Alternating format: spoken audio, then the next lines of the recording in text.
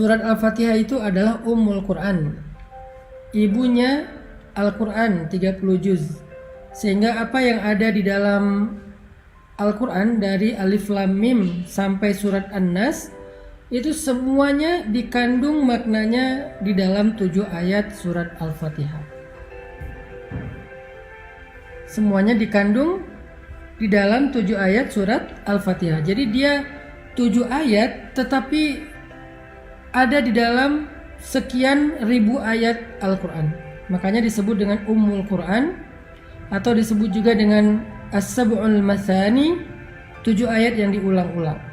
Salah satu di antara makna 7 ayat yang diulang-ulang, selain diulang-ulang di dalam sholat, juga berarti diulang-ulang penjelasannya, diulang-ulang pemaknaannya di dalam ayat-ayat yang lain di seluruh ayat Al-Quran. Ini ajaibnya surat Al-Fatihah. Makanya saya selalu bilang, siapa yang membaca surat Al-Fatihah, maka seperti membaca 30 juz Al-Quran. Keutamaannya kayak gitu. Termasuk ayat ke-6 ketika Allah berfirman, ihdinas siratal mustaqim, tunjukkan kami jalan yang lurus. Jadi di sini teman-teman kita berdoa agar Allah tunjukkan kita jalan yang lurus. Kita minta, ya Allah, beri kami petunjuk. Tunjukkan kami jalan yang lurus. Gimana caranya kami hidup? Gimana caranya kami mengisi hari-hari kami? Gimana caranya kami bisa pulang kepadamu dalam keadaan selamat? Gimana caranya agar kami bisa sampai kepada Engkau? Gimana caranya agar kami tidak salah jalan? Tunjukkan kami jalan yang lurus. Apa pelajarannya di sini, teman-teman? Ketika kita meminta kepada Allah untuk ditunjukkan jalan yang lurus, di sini tuh ada sebuah pengakuan kalau kita nggak tahu jalan. Di sini tuh ada sebuah kesadaran, self-awareness, kalau kita itu merasa bodoh. Kalau kita tuh merasa nggak tahu apa-apa, Allah lebih tahu, Allah lebih berilmu, Allah lebih maha mengerti, Allah lebih bijaksana. Kita tuh bodoh, awam, nggak tahu apa-apa. Di sini sebuah iktiraf, sebuah pengakuan. Sehingga kalau ada orang yang membaca ayat ihdinas siratal mustaqim, tetapi dia merasa lebih tahu daripada Allah, berarti dia belum membaca ihdinas siratal mustaqim. Apapun bidang ilmu yang kita kuasai, kita tuh bodoh, teman-teman. Apapun keahlian kita, kita tuh awam. Jangan ketika kita diberikan sedikit ilmu oleh Allah, menjadi seorang saintis, menjadi seorang dokter ahli, menjadi seorang profesor, menjadi seorang konsultan dan seterusnya, kita merasa lebih tahu daripada Allah. Itu enggak ihdinas siratal mustaqim. Ketika kita menjadi seorang desainer, kita merasa lebih tahu fashion pakaian yang lebih baik daripada fashion style yang Allah udah jelaskan di dalam Al-Quran. Itu enggak ihdinas siratal mustaqim. Orang yang benar membaca ihdinas siratal mustaqim itu ketika dia baca ihdinas siratal mustaqim, ya Allah tunjukkan kami jalan yang lurus, pada saat yang sama dia ngerasa bodoh. Dia ngerasa nggak tahu apa-apa. Dia ngerasa nggak ngerti apa-apa. Dan dia jujur minta petunjuk dari Allah, yang kalau Allah beri petunjuk dia akan ikuti. Itu baru benar membaca Al-Fatihah. Itu baru benar membaca ihdinas siratal mustaqim. Tapi kalau dia baca ihdinas siratal mustaqim, ya Allah tunjukkan saya jalan yang lurus, lalu Allah tunjukkan jalannya tentang masalah finansial. Bisa jadi kita seorang konsultan finansial. Bisa jadi kita seorang ahli ekonomi. Bisa jadi kita seorang bankir. Bisa jadi kita seorang misalnya trader yang main saham dan seterusnya. Kita baca ihdinas siratal mustaqim, lalu Allah tunjukkan petunjuk Allah tunjukkan jalan yang benar dalam masalah finansial.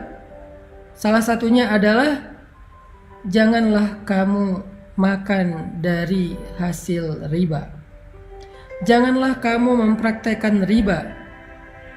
Terus kita bilang, wah ini sistem sebetulnya sehat buat ekonomi kita. Sebetulnya sistem riba itu nggak murni bermasalah sih, secara finansial tuh bagus, asalkan kita bijak mengelolanya dan segala macam. Berarti kita belum membaca ihdinas siratal mustaqim. Berarti kita belum benar-benar menyadari kalau kita tuh bodoh, Allah lebih tahu. Rabbi ana jahilun wa anta alimun. Ya Rabbi, saya itu bodoh dan engkau maha tahu. Makanya saya bertanya kepadamu, makanya saya meminta kepadamu, ihdinas siratal mustaqim. Kalau kita bertanya kepada seseorang, terus kita membantah, kira-kira apa pendapat orang tentang itu? Berarti kita nggak bertanya, kita sok tahu, atau kita mengetes dia, atau kita keras kepala dan seterusnya. Makanya kalau kita baca ihdinas siratal mustaqim yang benar, haqqut tilawah, kita mulai dengan self awareness. Kita mulai dengan kesadaran tau'iyah, wa'yun nafs, kesadaran diri. Kita mulai dengan iktiraf, pengakuan bahwa kita bodoh, Allah maha bijaksana, Allah maha tahu. Makanya kita minta kepada Allah, makanya kita bertanya kepada Allah, makanya kita memohon kepada Allah, ihdinas siratal mustaqim. Ya Allah, tunjukkan kami jalan yang lurus.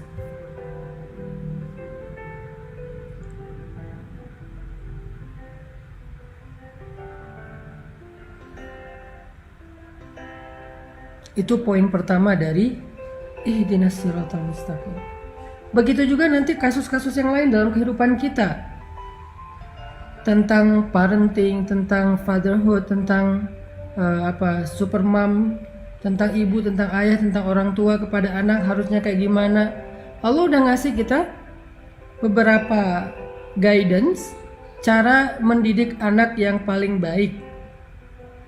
Terus kita sebagai konsultan parenting, konsultan pendidikan anak, nggak mau percaya dengan pendidikan, dengan konsep pendidikan atau petunjuk pendidikan yang ada di Al-Quran, bahwa mengajarkan Al-Quran dari kecil, mengajarkan sholat dari kecil dan seterusnya. Kita nggak percaya, kita lebih percaya dengan kurikulum buatan kita sendiri atau buatan manusia atau buatan para ahli katanya. Berarti kita belum benar-benar punya self awareness saat membaca ihdinas siratal mustaqim. Apapun tentang kehidupan kita, Allah lebih mengerti daripada kita. Para psikiater, para psikolog, ketika mendapatkan seorang pasien, seorang klien yang punya penyakit mental illness, sakit mentalnya, lalu Allah Subhanahu wa Ta'ala memberikan solusi di dalam Al-Quran, yaitu dengan memperbanyak sholat, sedekah, dan zikir. Di dalam surat Al-Ma'arij, manusia itu halu'a, jazu'a, manu'a, labil intinya, illal musallin, kecuali orang yang sholat dan dawam dengan sholatnya. Artinya memperbanyak sholat sunnah, ada terapi ibadah. Dia nggak mau menyarankan terapi spiritual karena dia nggak percaya dengan spiritual healing. Dia lebih percaya dengan psikologinya, dan psikologinya berasal dari Sigmund Freud, bukan berasal dari Al-Quran. Bahkan kadang-kadang bertabrakan teorinya. Berarti dia belum membaca ihdinas siratal mustaqim. Dia merasa lebih tahu daripada Allah. Padahal Allah bilang, wallahu ya'lamu wa antum la ta'lamun. Allah lebih tahu dan kalian tidak tahu. Huwa a'lamu bikum idh ansha'akum minal ard wa idh antum ajinnatun fi butuni ummahatikum. Dia lebih tahu daripada kalian sejak kalian diciptakan dari tanah atau kalian masih janin di dalam perut ibu-ibu kalian. La tuzakku anfusakum. Jangan merasa sok tahu, merasa udah paling pintar, kata Allah.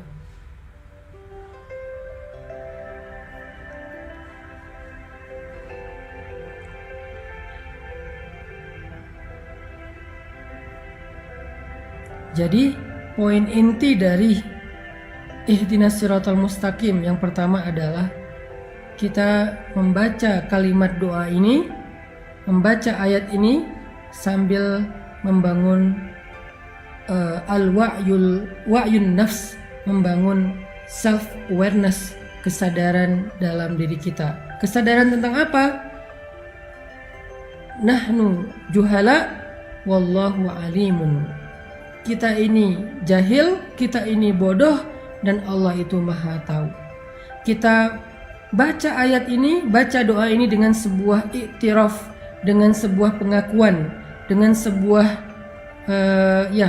keyakinan bahwa kita itu butuh Allah untuk menunjukkan jalan hidup kita. Sehingga nggak boleh kita merasa lebih tahu dari Allah. Baik masalah pribadi kita dalam hidup maupun masalah keluarga atau masalah sosial, masalah bangsa, masalah politik, masalah ekonomi, masalah dagang, masalah sains, apapun dari yang paling kecil sampai yang paling besar, kita merasa diri kita bodoh dan Allah itu yang maha tahu.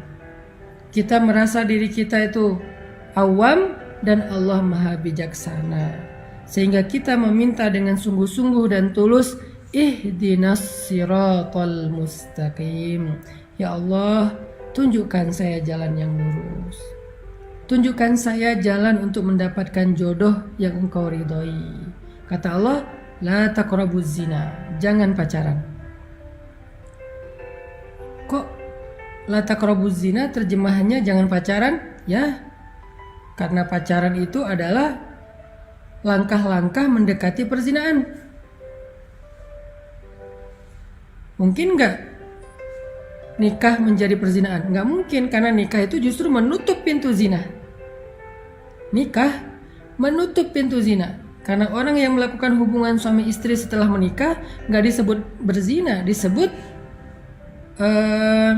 malah di sisi Allah. Jadi menikah menutup pintu zina, sedangkan pacaran membuka pintu zina. Ada yang sampai masuk ke dalam jebakan syaitan itu dalam banget, jebakan syaitan itu jauh banget. Ada yang masuknya setengah, ada yang masuknya di depan. Pokoknya dia membuka pintu dosa besar. Sehingga Allah mengatakan la taqrabuz zina. Saya menerjemahkannya dalam bentuk tafsir, jangan pacaran. La taqrabuz zina, jangan pacaran. Kita bilang enggak kok, pacaran enggak gitu, enggak akan membuat kita sejauh itu. Saya ngertilah, saya insya Allah sanggup menjaga diri dan segala macam. Saya percaya kok sama anak saya percaya kok sama pasangan saya dan segala macam. Siapa yang lebih tahu, kita atau Allah? Siapa yang lebih mengerti, kita atau Allah? Sehingga kita balikin lagi kepada surat Al-Fatihah. Ihdinas siratal mustaqim. Tunjukkan saya jalan yang lurus ya Allah. Kata Allah dalam urusan jodoh, la taqrabuz zina, jangan dekati zina. Kalaupun itu menjadi jodohmu, maka kehilangan berkah. Nanti banyak masalah. Atau kalau kamu punya masalah, Allah gak akan terlibat dan membantumu. Tapi kalau kamu meninggalkan pacaran, kemudian dapat jodoh, ada masalah, Allah terlibat di dalam membantu masalah keluargamu. Allah pernah terlibat membantu Hafsah radhiyallahu anha ketika ada masalah dengan Nabi. Terlibat dalam membantu Khawlah bintu Sa'labah ketika dia dizihar oleh suaminya, ditalak dengan konsep zihar oleh suaminya di surat Al-Mujadilah. Allah membantu Hafsah di surat At-Talaq. Allah membantu Sayyidah Aisyah di dalam surat At-Tahrim, dan banyak lagi ayat-ayat Allah terlibat membantu permasalahan rumah tangga Nabi dan para sahabat. Kenapa Allah sampai turun tangan dalam masalah rumah tangga? Karena mereka memulai rumah tangga itu dengan cara yang Allah ajarkan, dengan petunjuk yang Allah tunjukkan. Ihdinas siratal mustaqim.